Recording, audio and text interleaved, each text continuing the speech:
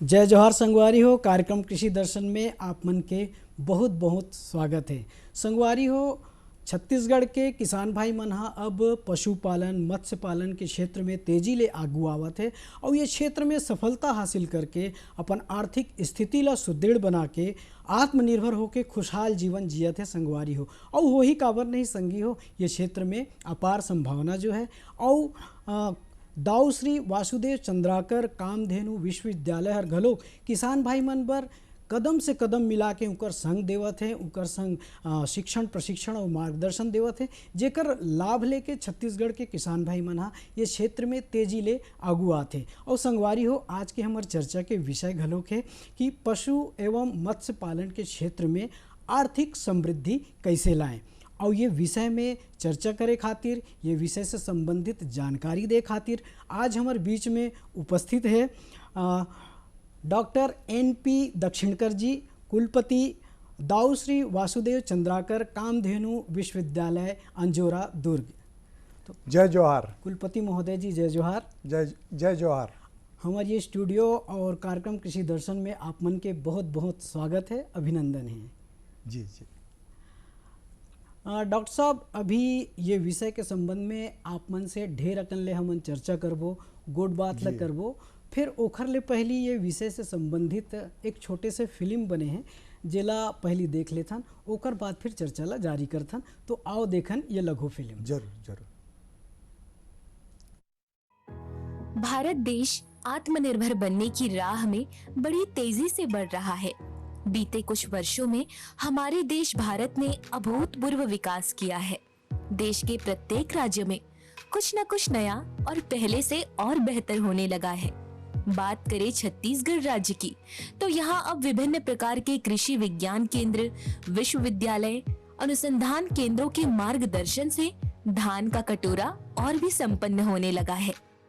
इसी कड़ी में दाऊ श्री वासुदेव चंद्राकर कामधेनु विश्वविद्यालय दुर्ग बड़ा ही सराहनीय काम करने लगा है, जिससे छत्तीसगढ़ के कृषक वर्ग पशु और मत्स्य पालन के क्षेत्र में जानकारी इकट्ठी करके इससे संबंधी प्रशिक्षण लेकर आर्थिक रूप से संपन्न होने लगे हैं। चाहे वो पशुपालन में कोई भी शाखा हो, बकरी पालन, बतख पालन, गाय, भैंस या भेड़ पालन हो, या हो डेयरी फार्मिंग का काम।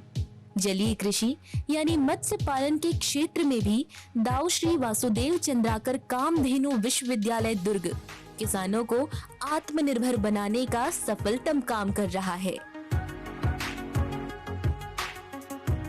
विश्वविद्यालय के अंतर्गत 3 संकाय क्रमशः पशु चिकित्सा, दुग्ध प्रौद्योगिकी, मछली पालन का काम संचालित होता है, जिसमें युवा वर्ग अपनी पढ़ाई करके भविष्यगामी योजनाओं को लेकर अभी से बारीकी से अध्ययन कर रहे हैं।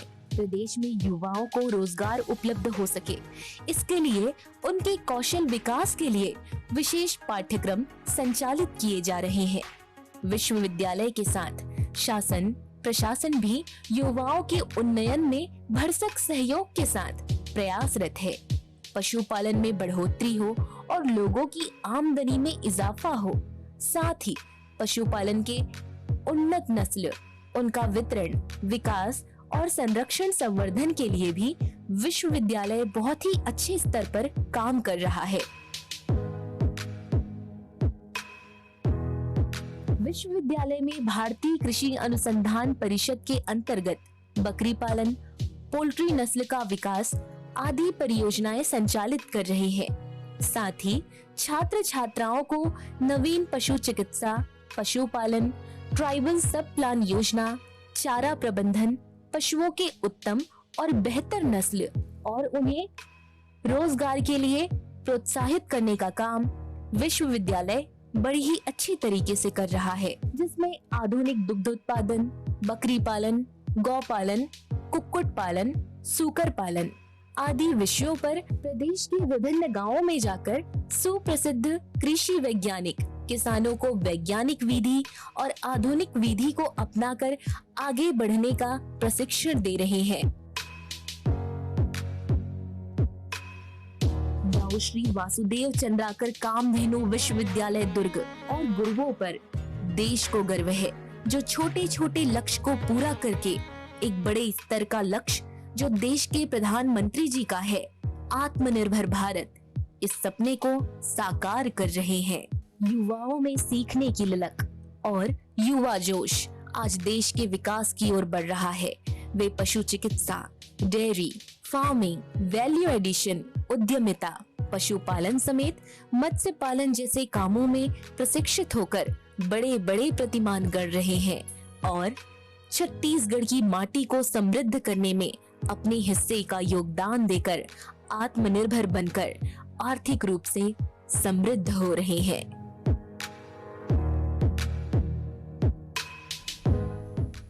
डॉक्टर साहब, पुनः आपके हमारे स्टूडियो में बहुत बहुत अभिनंदन है, स्वागत है। डॉक्टर साहब, सबसे पहले आप मन ये बताओ कि छत्तीसगढ़ में गौ पालन, पशुपालन, मछली पालन की का संभावना है? छत्तीसगढ़ के किसान मन का बर ये क्षेत्र में आगे आना चाहिए? देखिए, हमारे देश को कृषि प्रधान देश करके कहा जाता है जी, और मूलतः इसका कारण यह है कि आज भी हमारे देश में 65% आबादी जो है, जनसंख्या जो है, उनकी आजीविका का साधन जो है वो कृषि है।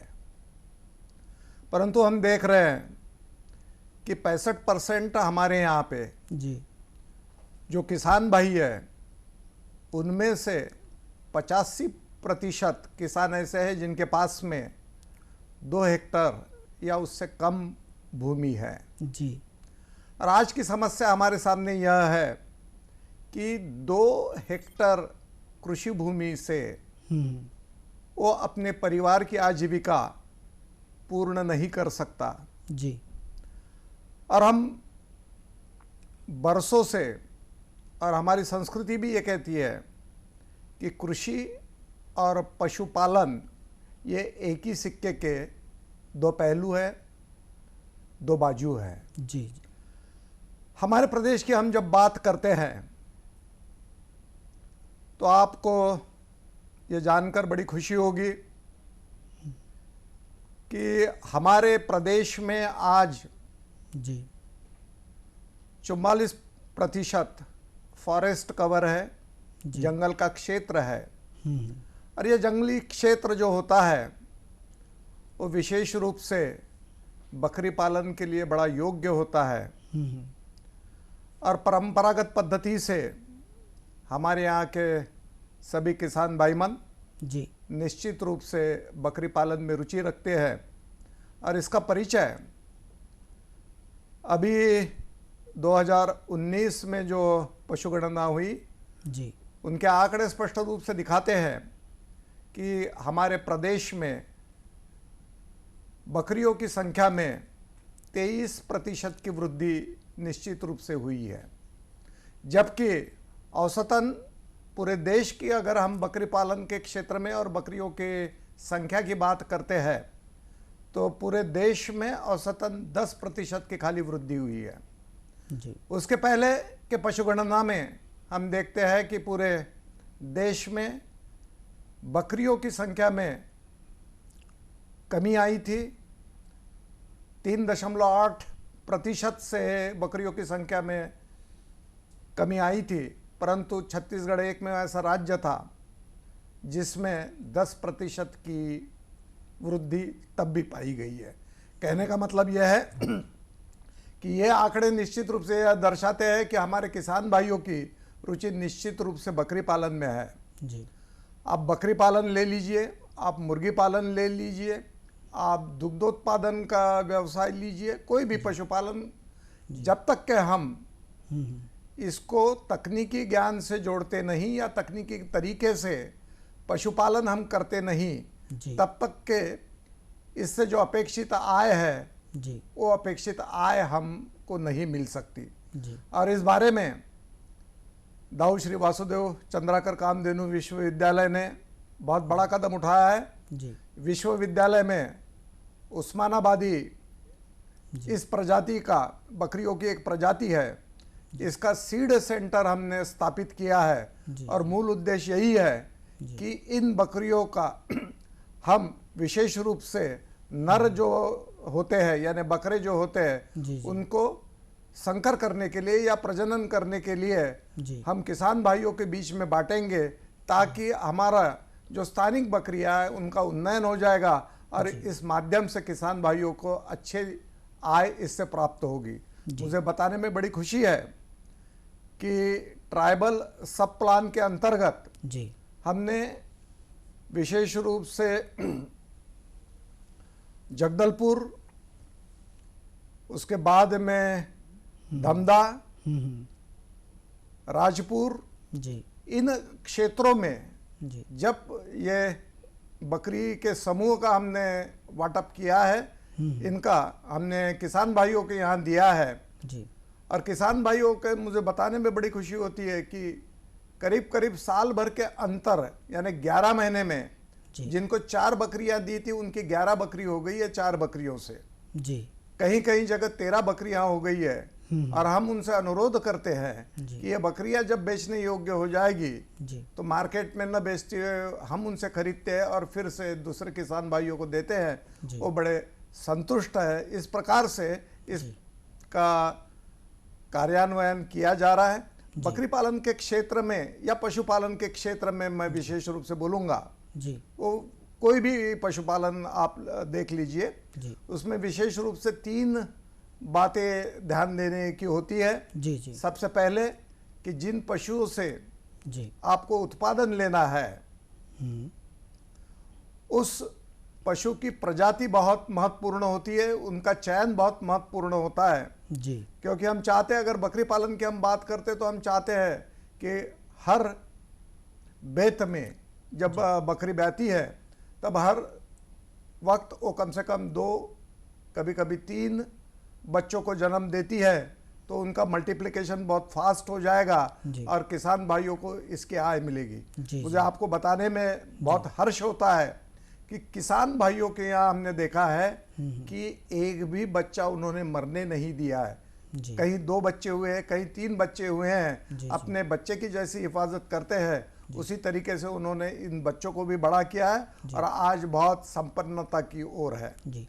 तो दूसरा जैसे जी आप मन अपन बात ला पूरा कर लो फिर प्रश्न। दूसरा विषय होता है कि हमने मान लिया कि हमने बहुत उन्नत प्रजाति के पशु लाए हैं, परंतु उनका रखरखाव अगर हम ठीक से करते नहीं हैं तो फिर से उनसे जो अपेक्षित उत्पादन होता है, क्योंकि हर पशु का एक कंफर्ट जोन होता है।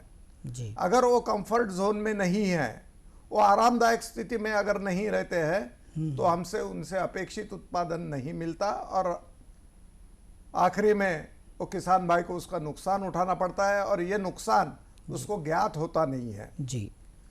तीसरा महत्वपूर्ण अंग इस विषय का यह है पशुपालन का कि मान लिया कि हमने बहुत उन्नत प्रजाति के पशु लाए, उनका रखरखाव हम तकनीकी तरीके से कर रहे हैं, बहुत अच्छे तरीके से कर रहे हैं, परंतु उनका पोषण अगर हम ठीक से करते नहीं हैं तो भी उनसे अपेक्षित उत्पादन नहीं मिलेगा। और इस बारे में मेरा बहुत सादा नियम है, मैं तो हरदम बोलता हूँ जो अंदर जाएगा वही बाहर आता है। जी। अंदर ही कुछ नहीं गया तो बाहर क्या आएगा। सो इस दृष्टि से और हम देखते हैं कि पशुपालन के क्षेत्र में 70% जो खर्च है वो खाली इन पशुओं के भरण पोषण पे होता है। तो इसमें हम जितना भी कम खर्चा करेगा तो निश्चित रूप से उतना ही उनका नफ़ा जो है, प्रॉफिट जो है, उसमें बढ़ोतरी होगी।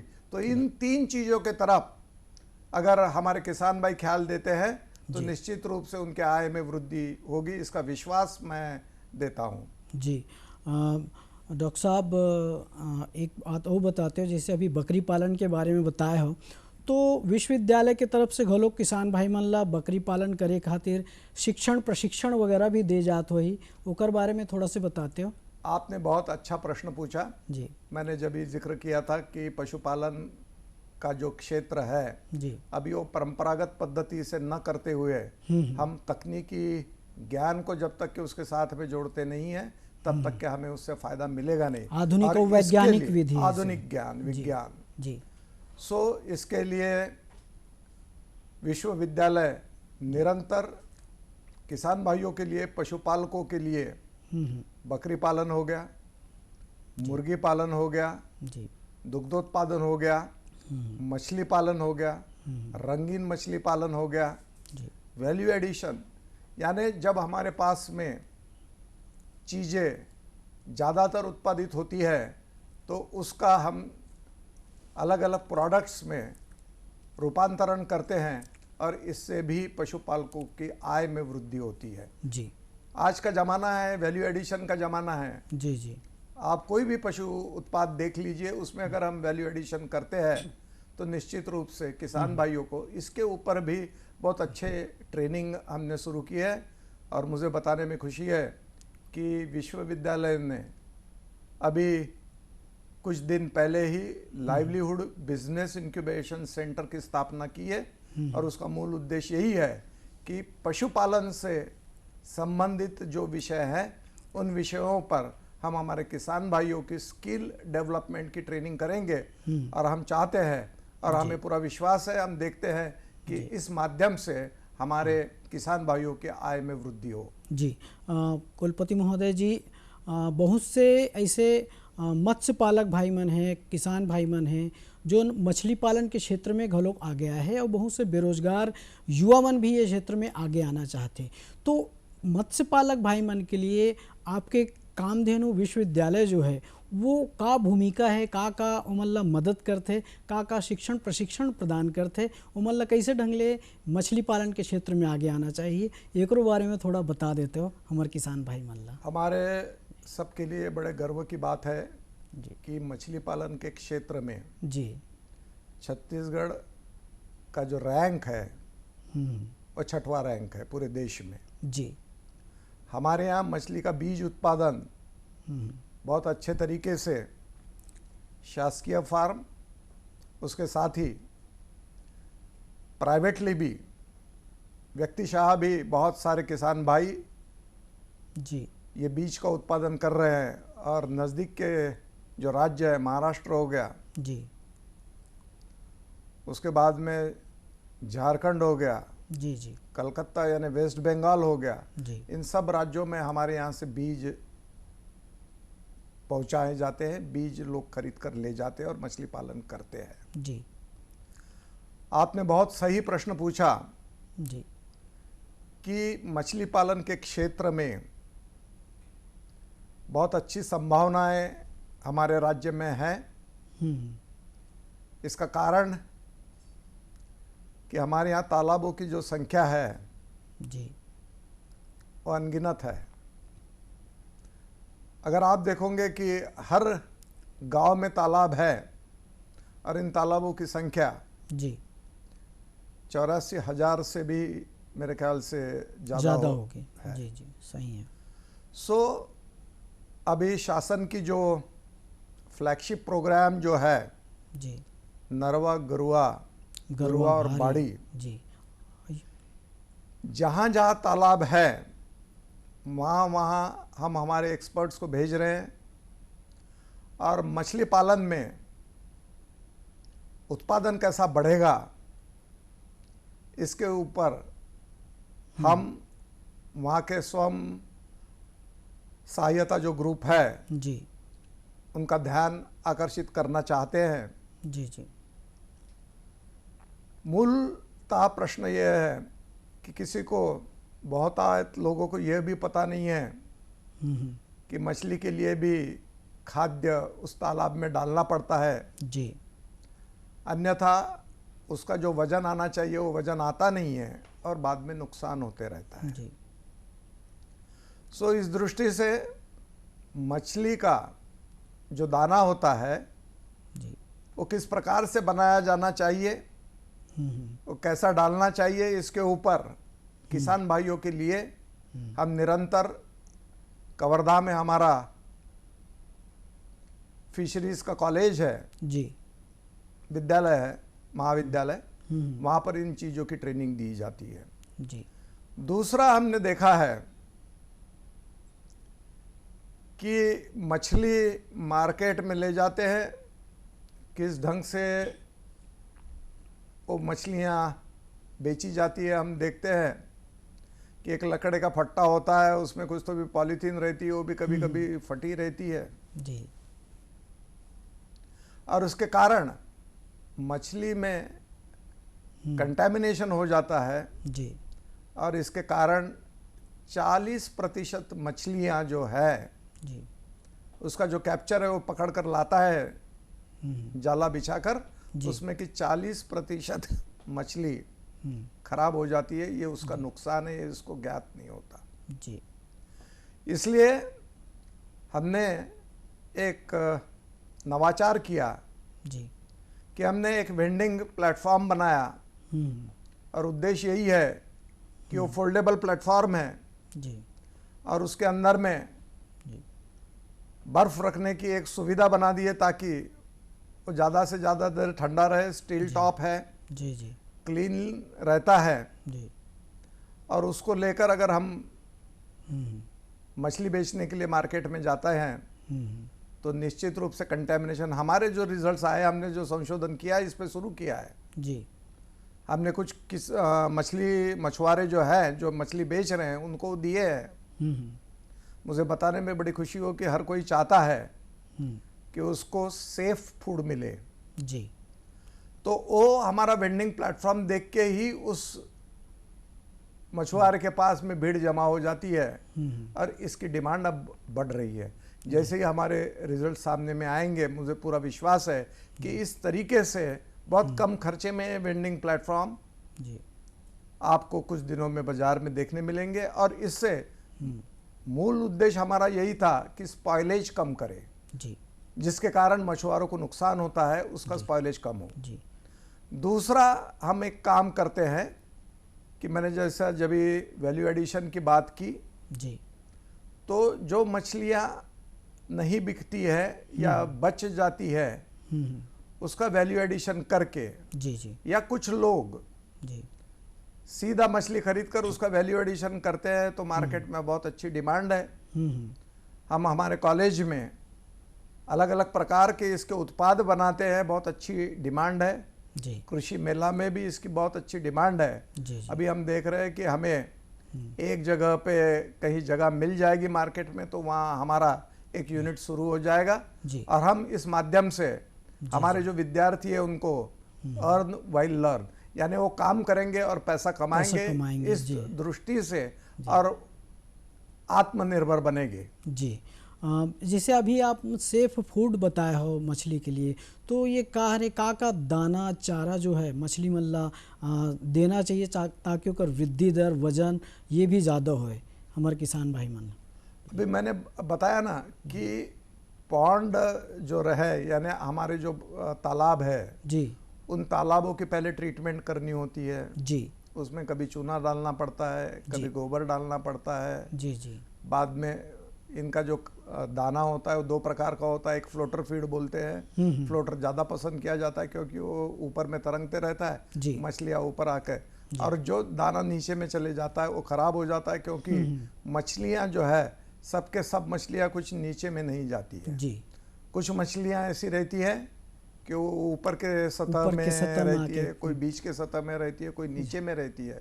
तो जो नीचे वाली मछली है उसी को दाना मिलेगा, ऊपर वाली मछली उतनी नीचे। परंतु हम फ्लोटर फीड डालते हैं तो तीनों प्रकार की मछलियाँ जो है वो ये फीड निश्चित रूप से उनको मिलता है। सो इसके अलग अलग प्रकार से अलग अलग पद्धति से ये बनाए जाते हैं। इसकी एक अलग तकनीकी है, अलग टेक्नोलॉजी है, परंतु किसान भाइयों को ये जानना बहुत ज़रूरी है कि जैसा हम गाय को दाना देते हैं, बकरी को दाना देते हैं, वैसा ही हमारे को मछलियों को भी दाना देने की ज़रूरत रहती है। जी।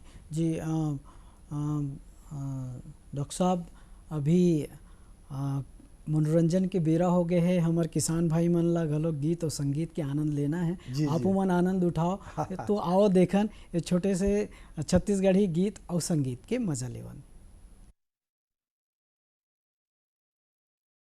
गौरी के लाल गजानन पहली मानावत हो, गौरी के लाल गजानन पहली मानावत हो।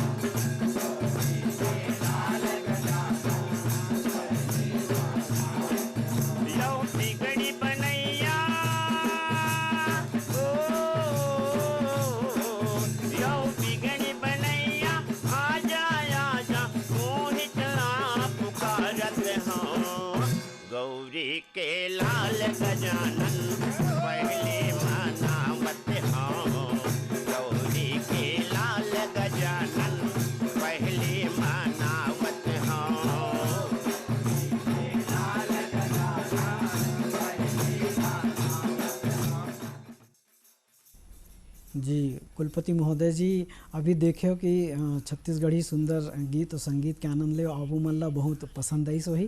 डॉक्टर साहब, अभी अब ये बताते हो कि गौ पालन के क्षेत्र हो या डेयरी फार्मिंग के क्षेत्र हो, किसान भाई मन ला एक उत्पादन के क्षेत्र में का संभावना है, कामधेनु विश्वविद्यालय के का इनमें योगदान है, थोड़ा सा हमें बताते हो कर बारे में जी। दुग्ध उत्पादन के क्षेत्र में हमारे प्रदेश में बहुत अच्छी संभावनाएं हैं जी क्योंकि औसतन दूध का जो कंजम्पशन है जी या मैं बोलूँगा कि उसकी उपलब्धता जी जी राष्ट्रीय स्तर पर औसतन 320 ग्राम है, हमारे यहाँ काफ़ी कम है। जी और माननीय मुख्यमंत्री जी ने भी इस बात पर जोर दिया है हम्म, कि हमारे प्रदेश में दुग्धोत्पादन बढ़ना चाहिए। हम्म, उसके लिए विश्वविद्यालय की ओर से विश्वविद्यालय के पास साहिवाल जाति का, प्योर साहिवाल जाति का फार्म हमने मेंटेन किया है और सौभाग्य से भारतीय कृषि अनुसंधान परिषद नई दिल्ली, जी इनके माध्यम से हमें एक नेटवर्क सेंटर अलॉट हुआ है और इसका उद्देश्य यही है कि सिलेक्टिव ब्रीडिंग करके इन गाय की उत्पादन क्षमता को बढ़ाना और हम जो नर पैदा होते हैं उनको अच्छे तरीके से बढ़ाकर यह नर पूरे देश में जी अभी जो अतिशीत वीर्य करके जो है फ्रोजन सीमेन जिसको बोलते हैं, जी इंजेक्शन के माध्यम से जी संकरीकरण करने की क्रिया जी जी जो जारी है, उसके लिए देशी नस्ल में इस प्रजाति का जाति का चयन किया गया है। और ऐसे नर पशु। डॉक्टर साहब माफ़ी चाहूँ आप ला में रोकना चाहूँ काबर कि समय के अभाव है। अच्छा, तो अच्छा। आप मन आयो हमारे कार्यक्रम में और हमारे किसान भाई मन ला अत्यंत सुघर जानकारी दो, एकर लिए बहुत बहुत धन्यवाद। धन्यवाद धन्यवाद धन्यवाद। तो देखियो किसान भाई हो, अभी कैसे ढंग ले हमन हा पशुपालन और मत्स्य पालन के क्षेत्र में आर्थिक समृद्धि ला के अपन जीवन ला खुशहाल बना सकथन। आज के अंक में बसत के अब हमन ला विदा दो। जय जोहार।